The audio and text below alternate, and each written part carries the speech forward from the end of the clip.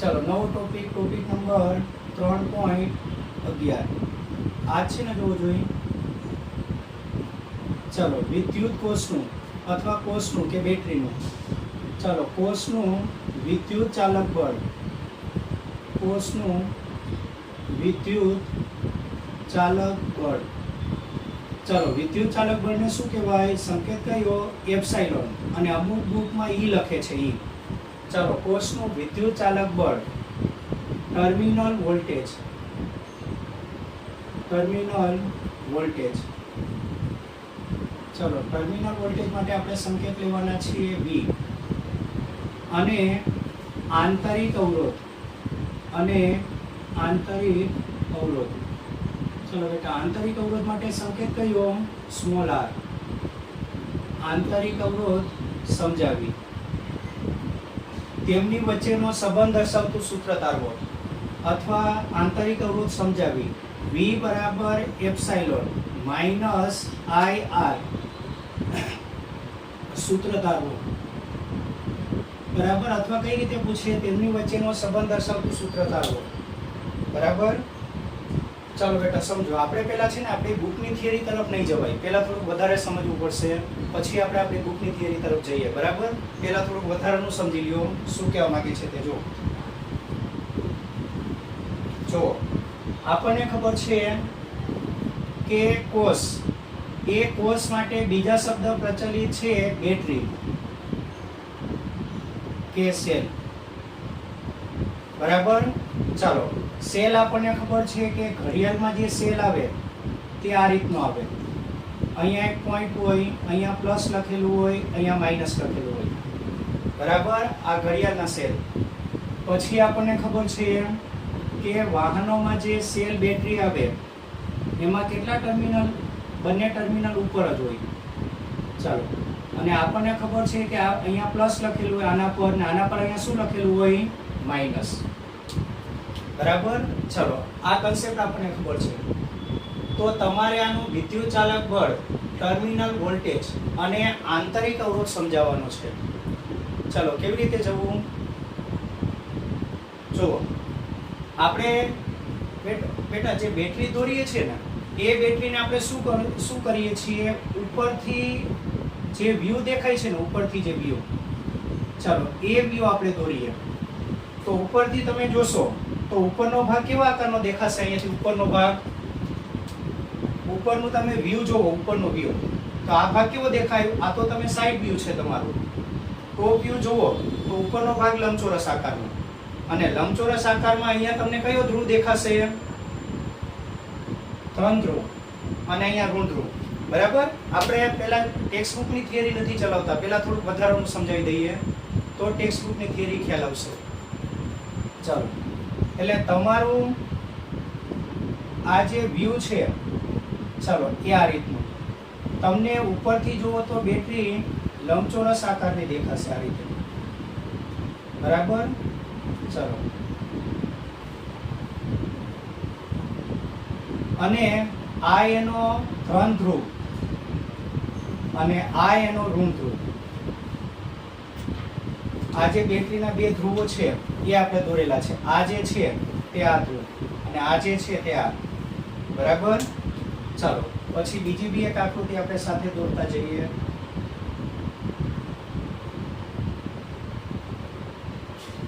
ચાલો અહીંયા આ રીતે આ બેટરી, અને એમાં શું ભરેલું હોય? વિદ્યુત દ્રાવણ। આ બેટરીમાં જે દ્રાવણ ભરેલું હોય એ દ્રાવણ તરીકે આપણને ખબર છે કાં તો HCl હોય, કાં તો H2SO4 હોય, કાં તો NaCl હોય, આવા કોઈ બી દ્રાવણ હોય બરાબર। અને આ બેટરીના બે ધ્રુવ, ચાલો આ બેટરીનો ધન ધ્રુવ। આપણે અત્યારે ચોપડીની થિયરી પહેલા થોડું વધારે એક્સ્ટ્રા સમજવું પડશે, બાકી આ થિયરી ખ્યાલ આવે એવું નથી બુકની। ચાલો બરાબર। આ ધન ધ્રુવ એને P કહીએ, ઋણ ધ્રુવને N કહીએ। P for positive, N for negative, N for negative, P stand for positive. ચાલો હવે શું કરવાનું છે? તમે આખી વસ્તુ સમજો ખરેખર શું બને છે તે।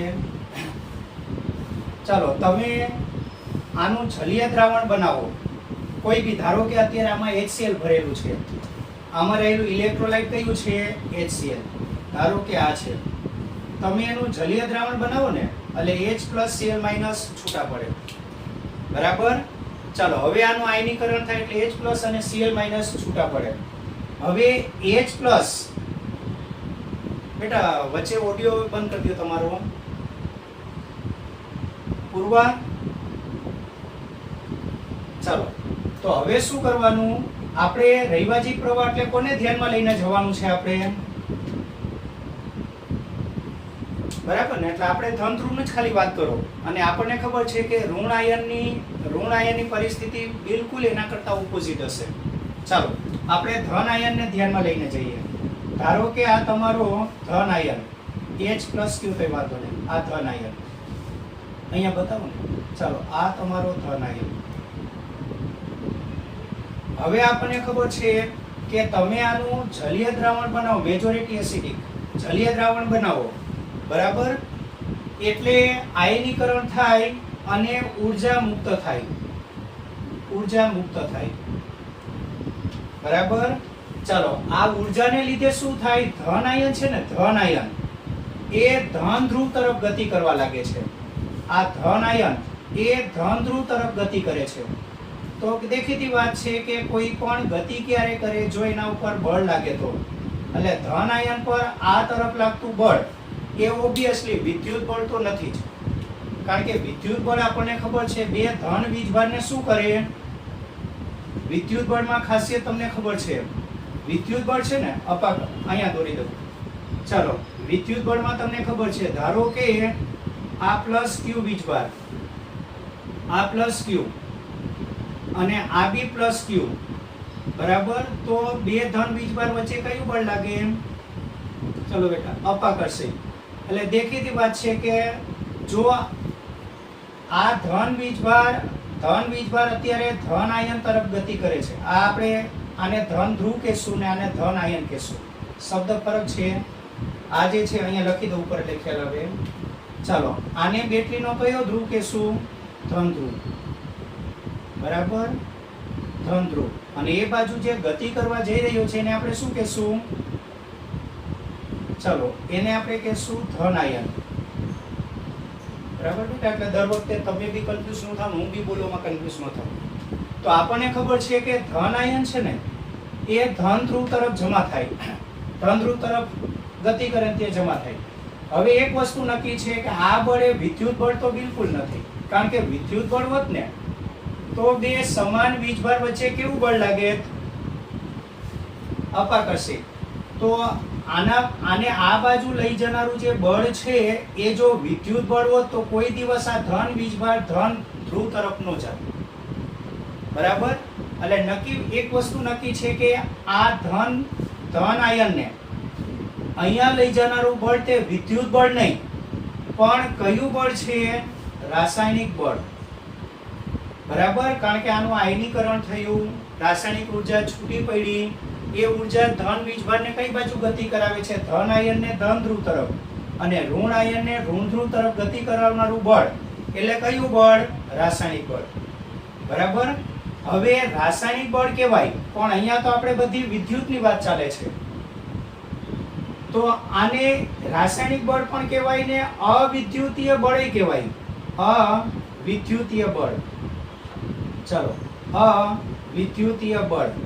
અને એને સંકેતમાં કેવું હોય તો Fn, N for non electric, N for, ચાલો N સ્ટેન્ડ ફોર શેના માટે આવેલું છે?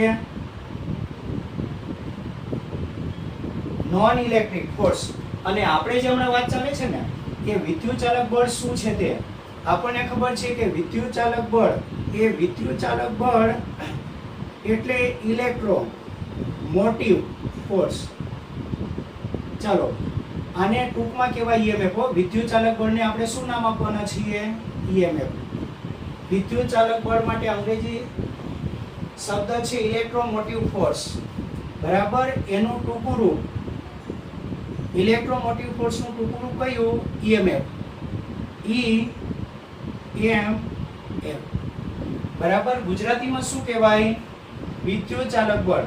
એટલે ઇલેક્ટ્રોમોટિવ ફોર્સ ખરેખર શું છે આપણને બધાને ખબર પડે કે ઇલેક્ટ્રોનને ચાલો મોટિવ એટલે મોટિવેશન કરવું કે મોશન આપવી, એટલે ગતિ કરવા માટે મોટિવેટ કરે એવું ફોર્સ એટલે બળ. એટલે ઇલેક્ટ્રોમોટિવ ફોર્સ શું છે ખબર ને? એકદમ શોર્ટ એન્ડ સ્વીટ ભાષામાં કહીએ તો ઇલેક્ટ્રોમોટિવ ફોર્સ શું છે બેટા? ઇલેક્ટ્રોનને ગતિ કરાવનારું બળ છે. ઇલેક્ટ્રોનને ગતિ કરાવનારું બળ છે. બરાબર, કારણ કે ઇલેક્ટ્રોન ગતિ કરશે તો જ તમને કોષ પ્રવાહ આપશે. ચાલો હવે આપણે શું વાત કરતા હતા કે તમે જલીય દ્રાવણ બનાવો એટલે આયનો છૂટા પડે. બરાબર, ધન આયન છે એ ધન ધ્રુવ તરફ ગતિ કરે ને આપણે ઋણ આયનનું અત્યારે બોલવાની જરૂર નથી, બરાબર ને? અને ઋણ આયન ઋણ ધ્રુવ તરફ. તો મને એક વસ્તુ કહો કે આ આયનને આ બાજુ લઈ જનારું બળ કયું? દેખીતી વાત છે કે વિદ્યુત બળ તો ન હોય, કારણ કે વિદ્યુત બળ એની તરફ લઈ ન જાય, એનાથી દૂર ધકેલે. બરાબર, તો આ આયન અહીંયા જાય છે તો કયા બળને લીધે? રાસાયણિક બળ પણ કહેવાય ને અવિદ્યુતીય બળ બી કહેવાય. અવિદ્યુતીય બળ, નોન ઇલેક્ટ્રિક ફોર્સ. ફોર્સ માટે F અને નોન નો પહેલો અક્ષર N, F. ચાલો હવે શું થશે બેટા કે આ બળને લીધે છે ને ધન વીજભાર એ ધન ધ્રુવ તરફ ગતિ કરતા જશે અને આના પર પોતાનો ધન વીજભાર ડિપોઝિટ કરતા જશે, જમા કરતા જશે. એ બધું તમને મેથડ ખબર છે. કોષ આવી ગયો ને આગળ ભણવામાં, તો બહુ ડિટેલમાં નથી જતો.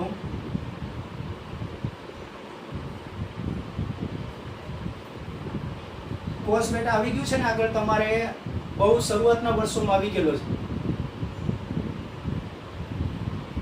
બરાબર, તો અત્યારે હું તમને એટલું જ કહી દઉં કે ધન વીજભાર જે ધન ધ્રુવ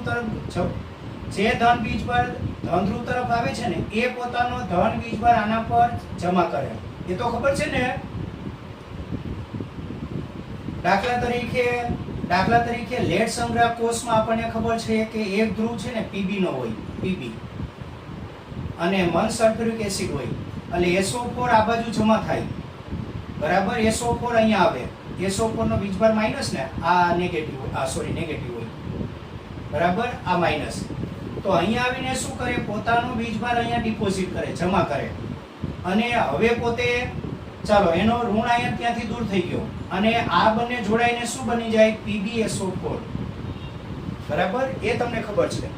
ચાલો એ જો હું સમજાવી દઈશ ને તો બહુ લાંબુ થઈ જશે. ખબર છે ને તમને? તો એટલે અત્યારે તમારે એટલું ધ્યાન રાખવાનું કે ધન વીજભાર છે ને, ધન વીજભાર કે ધન આયન, હું ઘણી વખત ધન આયનની જગ્યાએ બીજો શબ્દ પણ બોલતો જઈશ, ધન વીજભાર.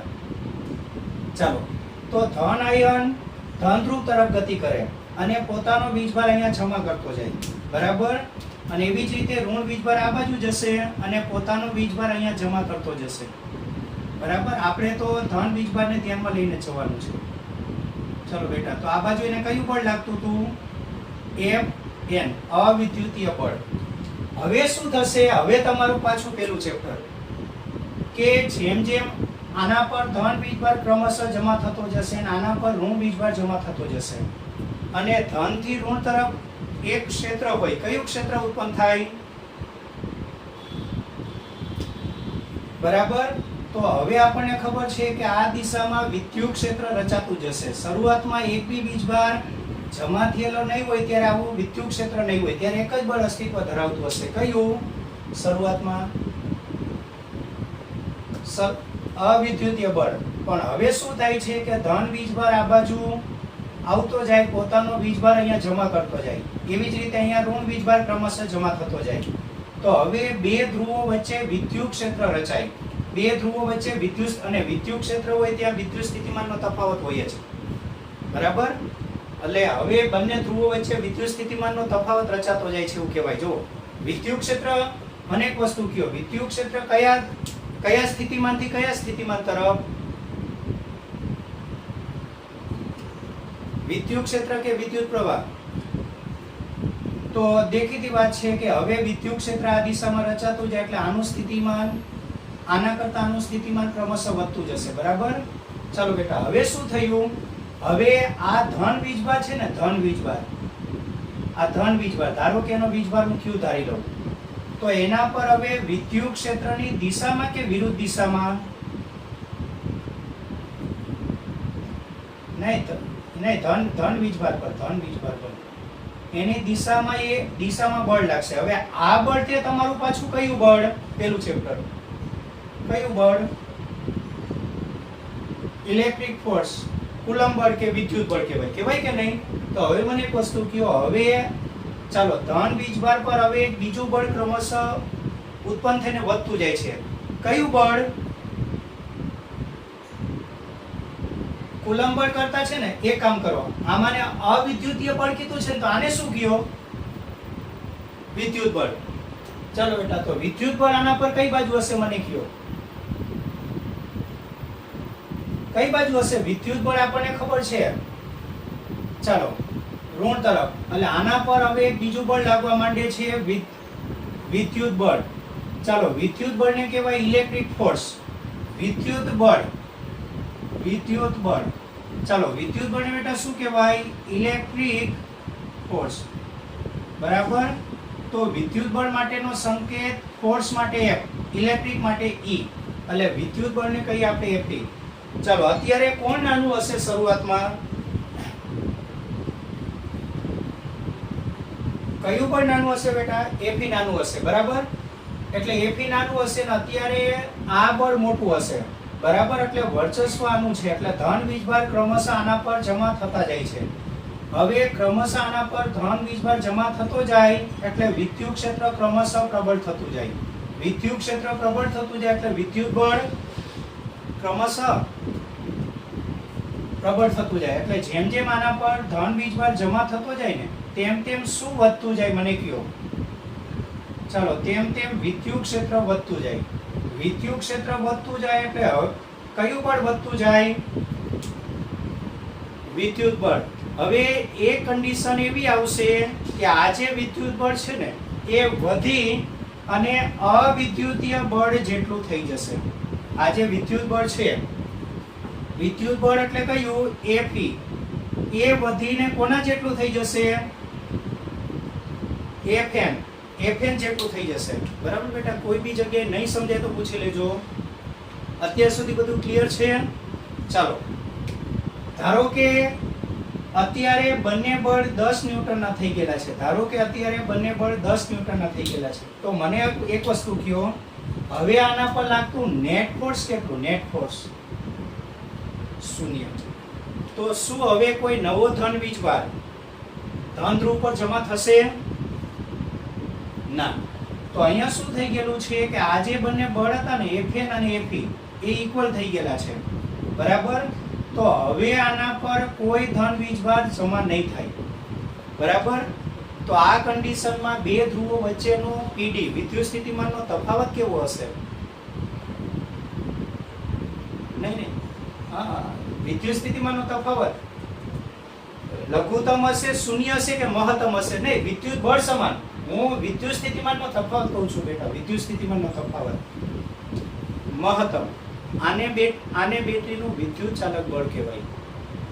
ચલો, હવે વિદ્યુત ચાલક બળ શું છે બરાબર સમજો. જુઓ, અને ફિઝિક્સની ભાષામાં એની ડેફિનેશન શું આપ્યું? મને એક વસ્તુ કહો કે જ્યારે ધન વીજભાર આ બાજુ જમા થવા જતા હતા ત્યારે વિદ્યુતભારની ગતિના લીધે શું રચાતો હતો?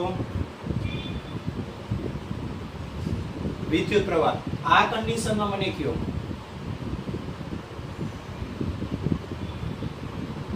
મને એક વસ્તુ કહો, બે બળ ઇક્વલ થઈ ગયા એટલે કોઈ ધન વીજભાર હવે આ બાજુ જમા થવા નહીં જાય.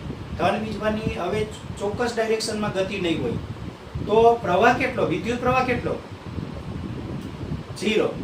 તો વિદ્યુત પ્રવાહ નથી. બરાબર. વિદ્યુત પ્રવાહ વહેતો ન હોય ત્યારે બે ધ્રુવો વચ્ચેના વિદ્યુત સ્થિતિમાનના તફાવતને કોષનું શું કહેવાય? EMF. હવે બેટા, કોષનું EMF કોને કહેવાય? નીતિ. ચાલો, કોષનું વિદ્યુત ચાલક બળ કોને કહેવાય? સમજો બરાબર.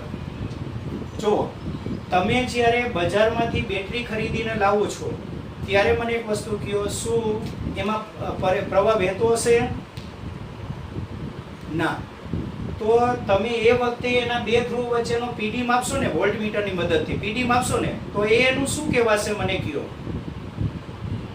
ઈએમએફ કહેવાશે, વિદ્યુત ચાલક બળ.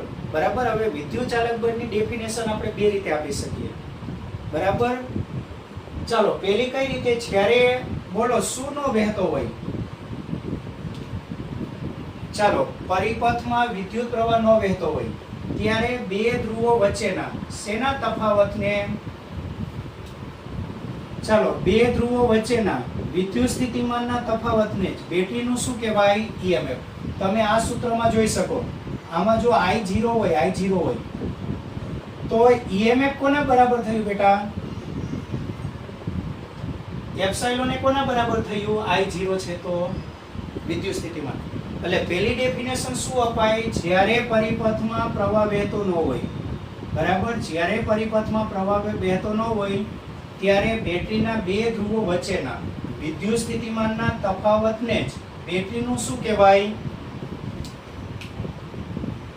ઈએમએફ. બરાબર. હવે આ પહેલી વ્યાખ્યા. ચાલો બીજી ભાષામાં હું વ્યાખ્યા લખું છું. તમારે બને ત્યાં સુધી હું આજે બીજી વ્યાખ્યા લખું છું ને એ જ લખવાની. ચાલો હવે બેટા એક વસ્તુ સમજો, બરાબર ધ્યાન આપજો. જો આ કન્ડિશનમાં આપણને ખબર છે કે કોઈ નવો ધન વીજભાર આ બાજુ ગતિ નહીં કરે. તો મારે શું કરવું છે? ધારો કે કોઈ ધન વીજભાર, ચાલો ધન વીજભારને અહીંયાથી અહીંયા લઈ જવો છે. ભલે અંદર લઈ જઈશ, આ તો ખાલી મેં આમ બતાવ્યું, ખરેખર આમ લઈ જઈશ હું. ચાલો મારે કોઈ ધન વીજભારને ધારો કે અહીંયાથી અહીંયા લઈ જવો છે તો શું કરવું પડે? બરાબર, કાર્ય કરવું પડે. બરાબર, આ કાર્ય કરવું પડે. ચાલો તો તમે એકમ ધન વીજભારને લઈ જવા માટે જે કાર્ય કરશો ને, ચાલો હું ક્યુ કેટલા લઈ લઉં? 1 કુલમ. હવે 1 કુલમમાં કેટલા ધન વીજભાર આવે? મને એક વસ્તુ કહો, કેટલા ધન વીજભાર આવે? 6.25 28. બરાબર, આટલા ધન વીજભાર આવે. બરાબર. તો આટલા ધન વીજભારને આપણે ઋણ ધ્રુવથી કયા ધ્રુવ તરફ લઈ જવા હોય? ધન ધ્રુવ તરફ. તો દેખીતી વાત છે કે આપણે શું કરવું પડશે? કાર્ય. ચાલો આ કાર્યને જ બેટરીનું શું કહેવાય? ઈએમએફ. બેટરીનું શું કહેવાય? ઈએમએફ. આ ઈએમએફ નક્કી કરવાની એક માપદંડ નક્કી કર્યો. ઈએમએફ માપવા માટેનો એક માપદંડ. ખરેખર આપણે વ્યવહારમાં આવું નથી કરતા. વ્યવહારમાં આપણે શું કરીએ છીએ કે આના બે છેડા વચ્ચેનો ટર્મિનલ વોલ્ટેજ માપવામાં આવે. કંપનીમાં શું કરવામાં આવે છે? ટર્મિનલ વોલ્ટેજ માપવામાં આવે. જ્યાં સુધી એનું વિદ્યુત સ્થિતિમાનનો તફાવત વધતો જતો હશે ને ત્યાં સુધી હજી એ લોકો શું માનશે કે આના પર હજુ ધન વીજભાર જમા થતો જાય છે. એક વખત એવું આવશે કે આના બે છેડા વચ્ચેનો પીડી વધવાનો બંધ થઈ જાય, મેક્સિમમ થઈ જાય. બરાબર, મેક્સિમમ થઈ જાય એટલે એ લોકો ધારી લેશે કે હવે શું થઈ ગયું હશે? હવે અંદર શું થઈ ગયું હશે? આ બરાબર. એટલે જ્યારે શરૂઆતમાં શું હશે? કંપનીનું વાત કરું, કંપનીમાં શું થતું હશે? કંપનીમાં છે ને એ લોકો પાસે વોલ્ટમીટર હોય. તો સમયાંતરે અમુક સમય આ બંનેનો પીડી માપતા જાય. બરાબર, એ પીડી ક્રમશઃ વધવાનો ચાલુ છે. તો એનો મતલબ એવો થાય કે હજુ આના પર ધન વીજભાર જમા થવાના ચાલુ છે. બરાબર.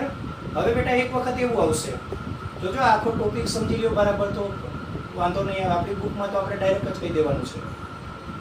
એક વખત એવું આવશે કે આના બે છેડા વચ્ચેનો પીડી વોલ્ટમીટરની મદદથી માપતા જાય છે. પીડી વધવાનું બંધ થઈ જાય અને જેટલો મેક્સિમમ થવાનો હતો એટલો થઈ જાય. બરાબર. તો આ વખતનો જે પીડી છે એને એ લોકો શું કહી દેશે? ઈએમએફ. બરાબર. અને પછી એને વેચવા માટે તૈયાર કરી દેશે અને એના ઉપર લેબલ બી લગાડી દેશે કે 1.5 વોલ્ટ કે 2.10 વોલ્ટ જે હોય તે લેબલ લગાડી દેશે અને બેટરી વેચવા માટે તૈયાર થઈ જશે. આપણે જ્યારે બજારમાંથી ખરીદીને લાવીએ ત્યારે એના ઉપર જે ઈએમએફ લખેલું હોય અથવા વોલ્ટમીટરથી આપણે ઈએમએફ માપીએ એ શું હશે? જે પીડી માપીએ બેટરીનું, એ બેટરીનું શું હશે? બજારમાંથી ખરીદી કરીને લાવીએ ત્યારે ઈએમએફ. ચાલો બેટા, ઈએમએફ હવે ખબર પડી ગઈ શું છે તે. હવે આ લોકોએ ઈએમએફ ની ડેફિનેશન કઈ રીતે આપી છે સમજો બરાબર. જો દેખીતી વાત છે કે એકમ ધન વીજભારને બેટરીના ઋણ ધ્રુવથી કયા ધ્રુવ તરફ લઈ જવા માટે ધન ધ્રુવ સુધી લઈ જવા માટે જે કાર્ય કરવું પડે એ કાર્યને જ બેટરીનું ઈએમએફ કહેવાય. પણ મને એક વસ્તુ કહો, શું તમે બેટરીની અંદર હાથ નાખીને આવું કાર્ય કરશો? ના, હાથ દજડવાના થોડા છે, રાખવાના છે આપણે. તો દેખીતી વાત છે કે આ કાર્ય આપણે નહીં કરીએ. તો આ કાર્ય કોણ કરતું હશે? આ બાજુ કોણ લઈ જતું હશે? આ બાજુ કયું બળ લઈ જાય? અવિદ્યુતીય બળ. એટલે માપદંડ શું નક્કી કરેલો છે કે જ્યારે આ કન્ડિશનમાં આવવાની તૈયારીમાં હોય ને એની છેલ્લી ઘડીએ અવિદ્યુતીય બળ જે કાર્ય કરે છે ને એ કાર્યને બેટરીનું શું કહેવાય? વિદ્યુત ચાલક બળ. પણ આપણે છેલ્લી ઘડીને એવું ડેફિનેશનમાં તો કંઈ લખાય નહીં. ચલો બેટા, અવિદ્યુતીય બળની વ્યાખ્યા શું આપશું? બોલો બોલો. એકમ ધન વીજભારને બેટરીના કયા ધ્રુવથી કયા ધ્રુવ તરફ? ઋણથી ધન ધ્રુવ તરફ લઈ જવા માટે કયા બળે કરેલા કાર્યને? અવિદ્યુતીય બળે કરેલા કાર્યને બેટરીનું શું કહેવાય? બેટરીનું વિદ્યુત ચાલક બળ કહે છે. એ હું આપણી રેગ્યુલર થિયરી છે એમાં ડેફિનેશન લખીશ, અત્યારે નથી લખતો. આ તો વધારાનું ચાલે છે બધું. ચલો બેટા, ખબર પડી આટલું? તો આ તમારું આ બેટરી તમે ઘરે લાવ્યા. હવે આ બેટરીનો તમે ઘરે આવીને પરિપથમાં ઉપયોગ કરો છો. ચાલો, હવે તમારું ટર્મિનલ વોલ્ટેજ ને આંતરિક અવરોધ આવશે. ચાલો બેટા, હવે શું કરીએ છીએ આપણે? ચાલો, આપણે મેં તમને કીધું હતું કે અત્યારે Fn અને Fe ઇક્વલ થઈ જાય. ધારો કે બંને કેટલા ન્યૂટનના બળ થઈ ગયેલા છે? 10 ન્યૂટનના. ચલો બેટા, હવે શું થાય? હવે ઘરે આવી અને તમે આનો પરિપથમાં ઉપયોગ કરો છો.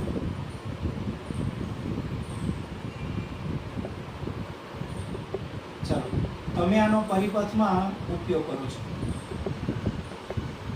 બરાબર? ચાલો, આ રીતે. અને આપણને ખબર છે કે લેમ્પ પ્રકાશિત થશે. હવે બેટા મને એક વસ્તુ કહો, આ લેમ્પ કાયમી આજીવન સુધી આટલો જ પ્રકાશિત રહે બેટરીથી? ક્રમશઃ ઝાંખો પડે. એ પછી આપણે વાત કરીએ કેમ આવું થાય તે. ચાલો, પછી વાત કરીએ.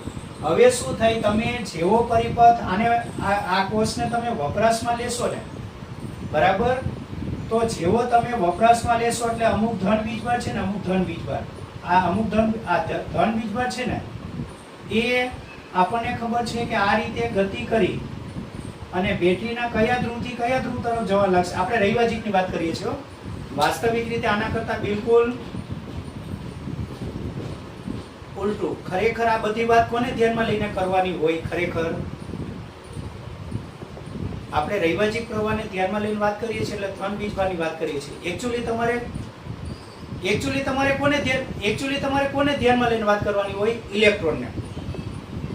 જો વાસ્તવિક રીતે તમારી ઇલેક્ટ્રોનને ધ્યાનમાં લઈને આ બધી વાત કરવાની હોય, પણ હું વાસ્તવિક વાત નથી કરતો. હું કઈ વાત કરું છું? રૈવાજીક. બરાબર? ચાલો, એટલે આપણને ખબર છે કે ધન વીજભાર હવે ચાલો આ બાજુથી આ બાજુ ગતિ કરવા લાગશે. બોલો, બેટરીના કયા ધ્રુવથી કયા ધ્રુવ તરફ જવા લાગશે ધન વીજભાર? હવે ઘણાઈને વિચાર આવે કે ભાઈ આ ધન વીજભાર મૂર્ખ વ્યક્તિ છે કે શું? કારણ કે ધન વીજભારને ખબર હતી કે જો હું અંદરથી જઈશ ને તો મારે શોર્ટ પથ પડવાનો, ટૂંકો માર્ગ મળવાનો. તો એ ટૂંકો માર્ગ મળી અને બરાબર એ લાંબા માર્ગે થઈને શા માટે જાય છે? શું લોકડાઉનમાં અસર થઈ ગયેલી છે? ડેમેજ થઈ ગયેલું છે? તો ના, ધન વીજભારનું કંઈ ડેમેજ થયું નથી. બરાબર, સહી સલામત છે. પણ ધન વીજભારને ખબર છે કે આ બાજુ જઈશ ને તો કયા પર બંદૂક તાકીને ઊભા છે? Fn એ બંદૂક તાકીને ઊભા છે, એટલે અવિદ્યુતીય બળ એને આ બાજુ ફોર્સ લગાડે છે. એટલે આ પથ ટૂંકો છે છતાંય ધન વીજભાર આ બાજુથી આ બાજુ નહીં જઈ શકે. બરાબર? એટલે જેવો પરિપથ પૂર્ણ કરો એટલે શું થશે? આ ધન વીજભાર છે ને, ધન વીજભાર એ બેટરીના ધન ધ્રુવથી કઈ બાજુ જવા લાગશે? ઋણ ધ્રુવ. હવે બેટા ધારો કે આના પર અમુક ધન વીજભાર ઓછા થઈ ગયા, કારણ કે એ ટ્રાન્સફર થઈને અહીંયા જતા રહ્યા. પછી આગળ જતા વાત તમે ભણેલા છો કે આને તટસ્થ કરતા જાય. ચાલો, હવે અમુક ધન વીજભાર ત્યાંથી ત્યાં જતા રહ્યા. તો મને એક વસ્તુ કહો, આના પરનો ધન વીજભાર ઓછો થયો તો શું ઓછું થાય? ધન વીજભાર ઓછો થાય તો શું ઓછું થાય? ચાલો, વોલ્ટેજ ઓછો થાય. ને આપણને ખબર છે વિદ્યુત ક્ષેત્રના સૂત્ર તમે બિંદુવત વીજભારનું ભણો છો, kq/r². એટલે આના પર વીજભાર ઓછો થયો એટલે શું ઓછું થયું? અને બેટા વિદ્યુત ક્ષેત્ર ઓછું થયું એટલે વિદ્યુત ક્ષેત્રને આધારે જે ધન વીજભાર પર કયું બળ લાગતું હતું? વિદ્યુતીય બળ ઓછું થઈ ગયું. હવે વિદ્યુતીય બળ પેલા બંને ઇક્વલ હતા 10-10 ન્યૂટનના. તો હવે આ બળ કેવું થશે? હવે ઓછું. ધારો કે ઓછું થઈને હવે પેલા 9 ન્યૂટન, 9.1 ન્યૂટન, બરાબર 9 હશે, 8.7, એ રીતે 9, 8, 7, 5, 6 આ રીતે ઘટતું જાય. બરાબર. હવે કયું બળ મોટું થયું? બોલો બેટા, કયું મોટું થયું આ કન્ડિશન? તો હવે શું થશે કે જે ધન વીજભાર અહીંયા આવેલા છે ને, ધન વીજભાર, બરાબર, ચાલો, જે ધન વીજભાર અહીંયા આવેલા છે, હવે કયું બળ મોટું છે મને કયો? Fn. તો Fn બળ છે ને, રાસાયણિક બળ, આ ધન વીજભારને પાછું ક્યાં લઈ જશે? બોલો બેટા, ક્યાં લઈ જશે? ધન ધ્રુવ તરફ લઈ જશે, કારણ કે હવે બેટા આ બળ મોટું થઈ ગયેલું છે. બરાબર. તો હવે તમે જુઓ, બાહ્ય પરિપથમાં રૈવાજી પ્રવાહ, બાહ્ય પરિપથમાં પ્રવાહ કયાથી કયા ધ્રુવ તરફ છે? ધન થી ઋણ. અને બેટરીની અંદર પ્રવાહ બેટા કઈથી કઈ તરફ છે? આ ધન વીજભારની ગતિના લીધે અહીંયા પ્રવાહ રચાયો. અંદર આ પ્રવાહ છે. આ બોલો બેટા, અંદર તરફ કઈ દિશામાં પ્રવાહ છે? એટલે તમારો પ્રવાહ કેવી રીતે થયો ખ્યાલ આવ્યો? જો ધન વીજભારની ગતિના લીધે જ પ્રવાહ જુઓ. ધન વીજભાર, ચલો, ધન વીજભાર કેવી રીતે ગતિ કરશે? ધન વીજભાર અહીંયાથી આમ જશે, બરાબર, અહીંયાથી આમ જશે. ચાલો, અહીંયા આવ્યો, અહીંયા આવે એટલે એને કયું બળ? આ બાજુ કોણ લઈ જાય? આ બાજુ. તો અવિદ્યુતીય બળ પાછું એને આ બાજુ લઈ જશે, એટલે પ્રવાહ આ બાજુ રચાય. એટલે આ રીતે પ્રવાહ ચાલુ રહેશે, આ રીતે. હવે બેટા મને એક વસ્તુ કહો, આજીવન શું એક સરખો જ પ્રવાહ ચાલુ રહેશે? કારણ કે આપણને ખબર છે કે H બરાબર I²RT મુજબ આ લેમ્પમાંથી ઉષ્મા ઉત્પન્ન થાય. તો દેખીતી વાત છે કે આનો અવરોધ તો ઘટવાનો નથી. બરાબર. તો શું ઘટતું હશે? તો પ્રવાહ ઘટતો હશે. આ રીતે ઊર્જા. હવે શું થાય? આપણને ખબર છે કે આ અત્યારે આટલું તો ખ્યાલ આવે છે ને, હજુ પછી વાત કરું બીજી. બરાબર. રૈવાજી પ્રવાહ મને કયો? બાહ્ય પરિપથમાં કઈથી કઈ બાજુ હોય બેટા? ધન થી ઋણ. અને બેટરીની અંદર રૈવાજી પ્રવાહ કઈ બાજુ હોય? ઋણ થી ધન. ચલો બેટા, આટલું થયું. હવે જુઓ, હવે આપણને ખબર છે કે આ ધન વીજભાર, એ આપણને ખબર છે કે ધન વીજભારની લોકડાઉનની સ્થિતિમાં ધન વીજભાર નથી. તમે લોકડાઉનમાં અત્યારે બહાર નીકળો ને તો રસ્તા એકદમ ઉજ્જળ હોય, વેરાન હોય, એટલે તમે જાણે રસ્તાના કિંગ હોય ને એવી રીતે તમે એકલા જતા હોય. બરાબર. તો આ ધન વીજભાર શું લોકડાઉનમાં બહાર નીકળે છે? અંદર કંઈ નથી છે. આપણને ખબર છે કે આની અંદર શું ભરેલું છે? વિદ્યુત દ્રાવણ. બરાબર. તો વિદ્યુત દ્રાવણ છે. તો આપણને ખબર છે કે આ ધન વીજભાર ધન ધ્રુવથી ઋણ ધ્રુવ તરફ, ઋણથી ધન ધ્રુવ તરફ જતો હશે, ત્યારે એ વિદ્યુત દ્રાવણમાંથી પસાર થાય એટલે એને કંઈક અવરોધનો સામનો કરવો પડે. દેખીતી વાત છે કે ધારો કે આમાં કંઈ દ્રવ્ય ભરેલું જ ન હોત, ત્યારે વિદ્યુત ભારને જે અવરોધ નડે, ધન વીજભારને. કયા હું ધન વીજભારની વાત કરું ખબર છે ને? કે જે ધન વીજભાર કઈ બાજુથી કઈ બાજુ જઈ રહ્યા છે? ચાલો, ઋણથી ધન ધ્રુવ તરફ જઈ રહ્યા છે. હવે એક વસ્તુ કન્ડિશન, તમે એક વસ્તુ વિચારો. ધારો કે બેટરી બિલકુલ ખાલી છે, લોકડાઉનની જેવી સ્થિતિ, અને સંપૂર્ણ ભરેલી છે, લોકડાઉન પહેલાની સ્થિતિ, શાક માર્કેટનું દ્રશ્ય. બરાબર. તો મને એક વસ્તુ કહો, શેમાં અવરોધ નડે? બરાબર છે, એટલે ભરેલું હોય ત્યારે કે નહીં? તો આપણને ખબર છે કે આમાં રાસાયણિક દ્રવ્ય ભરેલું છે, બરાબર. HCl કે H2SO4 કે NaCl કે કોઈને કોઈ દ્રવ્ય ભરેલું છે. એટલે આ ધન વીજભાર જ્યારે ઋણ ધ્રુવથી ધન ધ્રુવ તરફ ગતિ કરતું હશે ને, એટલે તેને બેટરીની અંદર કંઈક અવરોધનો સામનો કરવો પડે છે. એને શું કહેવાય? બેટરીનો આંતરિક અવરોધ કહેવાય. ચલો બેટા, સમજાય છે આટલું? હવે તમે આ કન્ડિશનમાં કોઈ પણ તબક્કે આપણને ખબર છે કે હવે શું થશે? અત્યાર સુધી ધન વીજભાર, એકમ ધન વીજભાર અહીંયાથી અહીંયા આવતા હતા ત્યારે એ જે કાર્ય કરતા એ કાર્યને આપણે શું કહેતા? એપ્સાઇલોન, EMF, બરાબર. હવે બેટા આપણને ખબર છે EMF એટલે એક પ્રકારનો વોલ્ટેજ જ હો.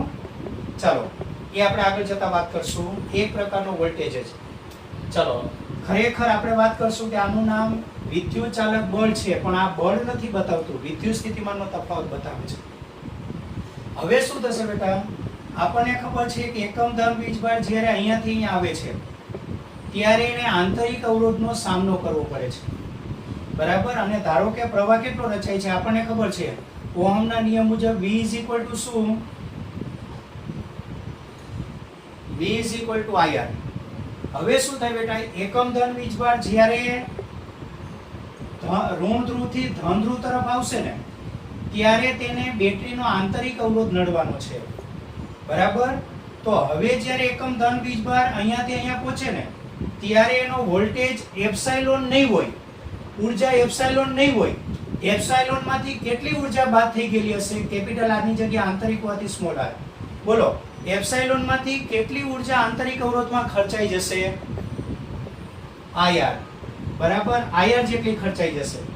તો હવે આ તબક્કે તમે વોલ્ટમીટર થી આના બે છેડા વચ્ચેનો PD માપશો ને, બરાબર. તો એ જે PD હશે ને એને બેટરીનો શું કહેવાય? Terminal voltage.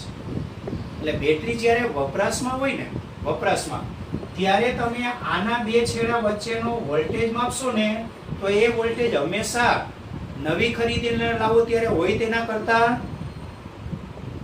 ઓછો જ હોય, બરાબર. વપરાશમાં હોય ત્યારે આના બે છેડા વચ્ચેના વિદ્યુત સ્થિતિમાનના તફાવતને બેટરીનું શું કહેવાય? બેટરીનું હવે વપરાશમાં છે ત્યારે આના બે છેડા વચ્ચેના વિદ્યુત સ્થિતિમાનના તફાવતને શું કહેવાય? Terminal voltage. ચલો બેટા, સમજાય છે આટલું? ટર્મિનલ વોલ્ટેજ તમે આ સૂત્રથી માપો તોય ચાલે. અને ઓહમના નિયમ મુજબ V કયું? બાહ્ય પરિપથમાં. ધારો કે આનો અવરોધ કેટલો છે? R. તો V IR. આ બે સૂત્રથી મપાય. ચલો બેટા, શું આખી વસ્તુ બધી ખ્યાલ આવી ગઈ? ટર્મિનલ વોલ્ટેજ શું છે, બરાબર. બેટરીનું વિદ્યુત ચાલક બળ શું છે અને આંતરિક અવરોધ શું છે તે. હવે બેટા જુઓ, અસાઇનમેન્ટમાં છે ને અવરોધના MCQ આપણે બાકી છે અસાઇનમેન્ટમાંથી, બરાબર. એ બેટા અવરોધના MCQ ક્યાંથી ચાલુ થાય છે? તો 28 થી ચાલુ થાય છે. 28 થી. ચલો બેટા, 28 થી અવરોધના MCQ ચાલુ થાય છે. જો અસાઇનમેન્ટ તો તમે લઈને નહીં બેઠા છો? ચાલો, આમાં મને એવું લાગે ને આ બેટા થિયરી કાલે હું ચલાવી દઈશ આખી, બરાબર. અત્યારે ચલાવવા જાય તો ટાઈમ ઘટશે આપણને. ચાલો, આ બેઝિક તમને ખબર પડી ગયો એટલે કાલે થિયરીમાં પછી વાંધો નહીં આવે. ચાલો, આમાંથી મને જે કરાવવા જેવા લાગે છે ને એવા અમુક હું કરાવી જાઉં. ચલો બેટા, આમાંથી એક MCQ જોવો.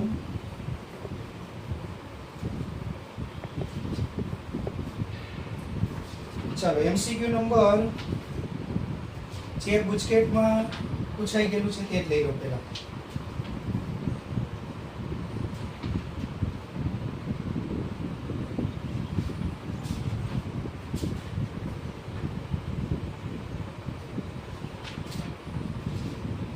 એ ટાઈપનું એ નથી પણ એ ટાઈપના છે આમાં MCQ. બેટા 28મું MCQ જોવો જોઈએ. 28મું કે હું ગુજકેટ વાળું હોય તો જોઈ લઉં.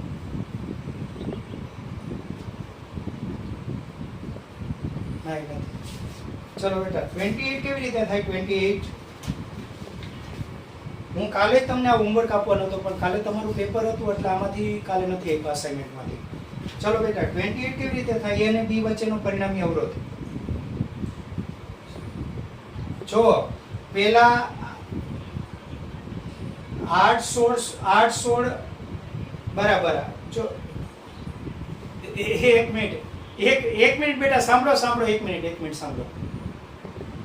8 16 16 સમાંતર જોડાણ, એનું સમતુલ્ય લઈ લેવાનું. એના સમતુલ્ય સાથે 20 શ્રેણી. આ ઉપરની શાખા થયું. નીચેની શાખામાં 9 18 એની સાથે 6 શ્રેણીમાં, એનું સમતુલ્ય લઈ લેવાનું. હવે ઉપરની શાખા અને નીચેની શાખા બે કેમાં સમાંતર જોડાણ. ચલો બેટા આવડશે. 29 નું શું કીધું છે? એ તો આવડશે. ચાલો ને, મને જે કોમ્પ્લિકેટેડ લાગે ને એ જરાક જોવો. કોમ્પ્લિકેટેડ લાગે તે જોવો. ચલો 38 કેવી રીતે થાય? 38 કોઈને અંદાજ આવે છે? 38 કેવી રીતે થાય જોવો જોઈએ.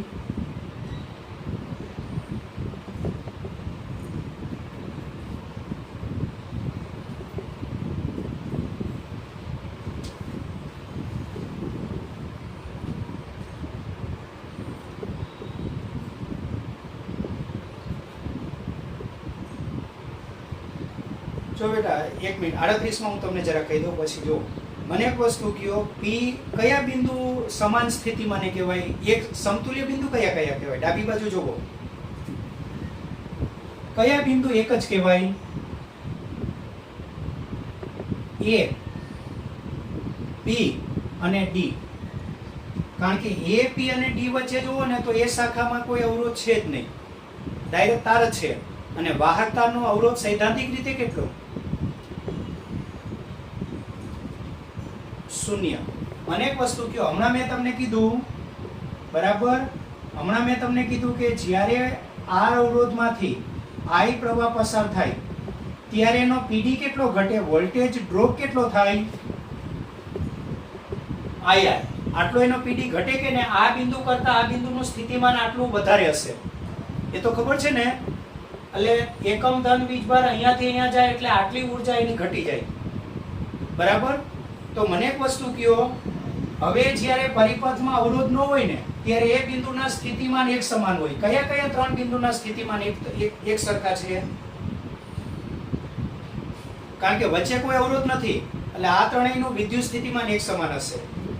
હવે મને એક વસ્તુ કહો, તમે નંબરિંગ આપો તો જુઓ. હવે એ, પી અને ડી સાથે કેટલા અવરોધો જોઈન્ટ થયેલા છે ટોટલ? મને કહો આ બિંદુ સાથે કેટલા અવરોધ જોઈન્ટ થાય છે? 4. જુઓ, આ ઉપરનો અવરોધ બી ત્યાં થાય છે, આ અવરોધ આ 4 થાય છે ને, બરાબર. એટલે આની સાથે 4 અવરોધ જોઈન્ટ થાય છે, એક ઉપરનો અવરોધ. ચાલો, કયા ઓહમનો અવરોધ? અને પેલી બાજુ સમતુલ્ય બિંદુ કયા બેટા? મને કહો સમતુલ્ય બિંદુ કયા? ચાલો, બી ક્યુ સી. આ સમતુલ્ય બિંદુ કહેવાય કે નહીં? હવે મને એક વસ્તુ કહો, પી બિંદુ સાથે 4 અવરોધ જોઈન્ટ થાય છે, એમાં ઉપરનો અવરોધ એ કોની કોની વચ્ચે છે? ચાલો, એ અને બી એટલે ઉપરનો અવરોધ ડાયરેક્ટ આમ જોડી દેશું. આ એ અને આ બાજુ બી. ચલો, થશે બેટા આટલું, બરાબર. એવી જ રીતે એકદમ નીચેનો અવરોધ, એની કન્ડિશન બી એવી છે. કોની કોની વચ્ચે જોઈન્ટ થયેલા છે? ડી અને સી. તો આ ડી અહીંયા ડી સાથે કે નહીં? પેલી બાજુ કોની સાથે જવા દેવાનું?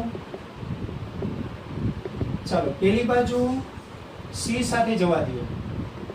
થશે આટલું. ચાલો, વચ્ચેના બે અવરોધોમાં શું ખાસિયત છે? વચ્ચેના બે અવરોધો, ચાલો આ રીતે દોરી દો ને, બરાબર. વચ્ચેના બે અવરોધો અહીંયાથી આમ દોરી દો તો વાંધો નહીં. બોલો. ચાલો, વચ્ચેના બે અવરોધો એટલે અહીંયાથી આપણે આ શું કરશું? આ કેટલા ઓહમ બેટા? આ બાજુનું ચાલો આ 4, બરાબર. એવી જ રીતે અહીંયા નીચે 4. નહીં સમજાય તો પૂછી લેજો. આ સમજાય છે તમને આટલું? કારણ કે આ જે વચ્ચેના બે અવરોધો છે ને, વચ્ચેના બે અવરોધો એ પણ A અને D સાથે જોડેલા છે, એટલે આ પણ A સાથે ને આ પણ D સાથે. ચાલો હવે આ બંને અવરોધો કયા બિંદુએ મળે છે? O. ચાલો હવે O બિંદુથી પાછા બીજા બે અવરોધ જુઓ છે કે નહીં? ચાલો એક આમ જશે, એટલે તમારે બંને ત્યાં સુધી છે ને પેલું કામ શું કરવાનું, જે પરિપથ હોય ને એને સિમ્પ્લિફાઈ કરવા પ્રયત્ન કરવાનો.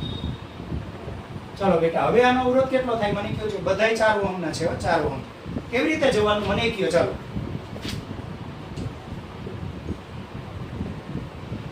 ઓકે 4/3 જવાનું કેવી રીતે?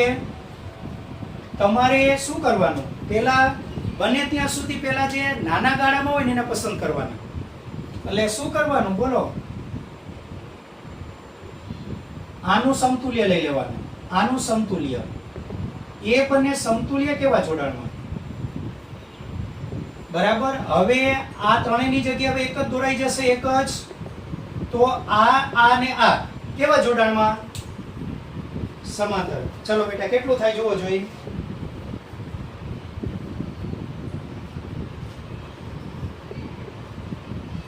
કેટલો જવાબ આવે છે?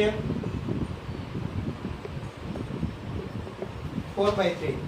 હવે બેટા જુઓ, હવે આપણે તમને હોમવર્ક આપી દો, કાલે પેલી થિયરી ચલાવી દઈશ. બરાબર બેટા, તમારે હોમવર્કમાં 1 થી 27 સુધી થયા છે ને, બલ્બનું ફિલામેન્ટ એટલે થયું છે. ચલો 28 થી ચાલુ કરી અને 40 સુધી કરવાના. બધા નહીં થાય તમારાથી એક દિવસમાં. બરાબર.